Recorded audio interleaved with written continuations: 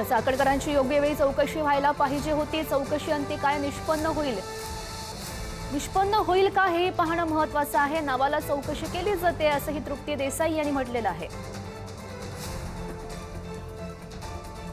राज्य महिला आयोगाच्या माजी अध्यक्षा रुपाली चाकणकर जे आहेत ते आज SIT समोर हजर झालेले आहेत आणि खरात प्रकरणात पहिल्या दिवसापासून त्यांना 6 आरोपी करण्याची मागणी करण्यात येत होती। माझ्यासोबत भूमाता ब्रिगेडच्या तृप्ती देसाई आहेत। आज SIT समोर गेलेले आहेत।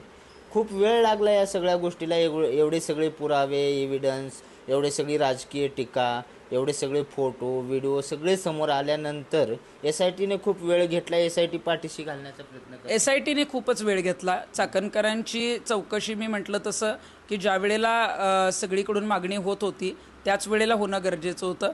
कुठंतरी राजकारण्यांना आणि शासकीय अधिकाऱ्यांना जे या प्रकरणामध्ये अडकलेले आहेत आणि ज्यांचे संबंध जर बाहेर आले तर त्यांच्यामुळे अनेक जण आज जाऊ शकतात, मोठमोठी नावं, मग ते मंत्री असतील किंवा वेगवेगळे प्रशासकीय अधिकारी असतील, म्हणूनच यांना पाठीशी घालण्याचा प्रयत्न केला जातोय। मग आता चाकणकरांची चौकशी होईल, परंतु चौकशीत काय निष्पन्न होणार आहे का, पुढे काही कारवाई होणार आहे का पुन्हा एकदा चाकणकरांनाही पाठीशी घालून हे प्रकरण दडपलं जाणार आहे, हे आपल्याला आता काही दिवसांमध्ये कळेल। या चौकशीत काही निष्पन्न होईल का असं तुमचा प्रश्न आहे?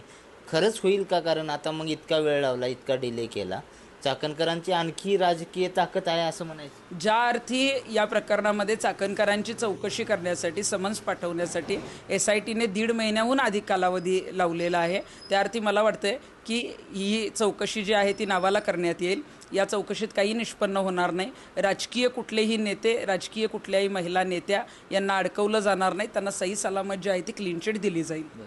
पुढचा पर्याय काय? जर सगळेच आरोपी सुटले तर मग हे सगळं बाहेर तुम्ही सुद्धा मुख्यमंत्र्यांपर्यंत हे सगळं पोहोचवलेलं होतं।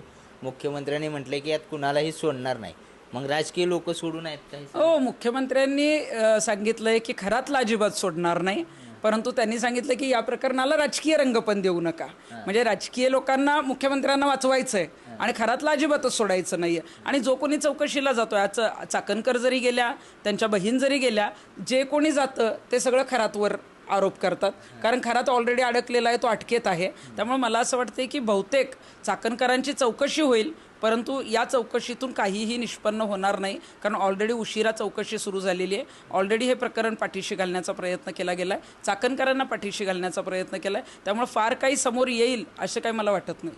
बालाजी पोद्दार, पुढारी न्यूज, पुणे। सिन्नर तालुक्यातील मिरगाव येथील शिवनिका संस्थान आणि ह्या शिवनिका संस्थानच्या माध्यमातून भोंदू अशोक खरातने आपलं जे आहे ते प्रस्थापित केलं होतं आणि ह्या शिवनिका संस्थानमध्ये 2 टर्म ज्या आहेत त्या रुपाली चाकणकर ह्या सदस्य राहिलेल्या होत्या आणि त्यावेळेस रुपाली चाकणकर यांचं शिवनिका संस्थान, अशोक खरात यांच्याशी वारंवार भेटणे झालं होतं। शिवनिका संस्थानच्या नंतर अशोक खरातवर ज्यावेळेस भोंदूगिरी आणि त्याचबरोबरीने लैंगिक अत्याचाराचे गुन्हे दाखल झाले, लैंगिक अत्याचाराचा गुन्हा दाखल झाल्यानंतर अनेक जे साधारणतः 10 गुन्हे त्याच्यावर दाखल झाले। रुपाली चाकणकरांचं जे नाव आहे ते सर्वप्रथम ह्या सगळ्या प्रकरणात समोर आलं। अनेक दिवसानंतर रुपाली चाकणकर यांनी आपल्या दोन्ही पदाचा राजीनामा दिला होता। साधारणतः 42 दिवस आज झालेले आहेत। 42 दिवसानंतर आता रुपाली चाकणकर ह्या SIT समोर आलेल्या आहेत। SITने त्यांना आज चौकशीसाठी बोलवलं होतं। नाशिक येथील महाराष्ट्र पोलीस अकादमीचा जो हा विभाग आहे त्या ठिकाणी रुपाली चाकणकरांची आता चौकशी सुरू झालेली आहे। ह्या ठिकाणी रुपाली चाकणकरांना एकंदरीतच अशोक खरातचा त्यांचा संबंध कसा आला, अशोक खरातांच्या बरोबर त्यांचे काही आहेत आर्थिक व्यवहार होते का, किंवा इतर अनेक बाबी ज्या आहेत त्या चौकशी केल्या जाणार आहे। दुसरीकडे जर बघितलं तर प्रतिभा चाकणकर ज्या आहेत त्या प्रतिभा चाकणकरांच्या नावाने आणि त्यांच्या मुलाच्या नावाने एकूण 4 खाते जे आहेत ते राहताच्या समता पतसंस्था जी आहे त्या होते, ती खाते कशी उघडली गेली होती, त्या खात्यांची रुपाली चाकणकरांना काही माहिती होती का, किंवा इतरही जे मनी लॉन्ड्रिंगची व्यवस्था आहे, जमीन खरेदी विक्रीची व्यवस्था आहे त्यात रुपाली चाकणकरांना काही माहिती होती का, आणि काही महिलांची ज्या बाबी समोर आल्या होत्या त्या प्रकरणात रुपाली चाकणकरांनी त्या संबंधित पोलीस स्टेशनला अधिकाऱ्यांना जे पत्रव्यवहार केले होते त्या पत्रव्यवहारांबाबत अशा सगळ्या बाबींची आज आहे जी चौकशी होणार आहे। साधारणतः 12:15 वाजता ही चौकशी सुरू झालेली आहे।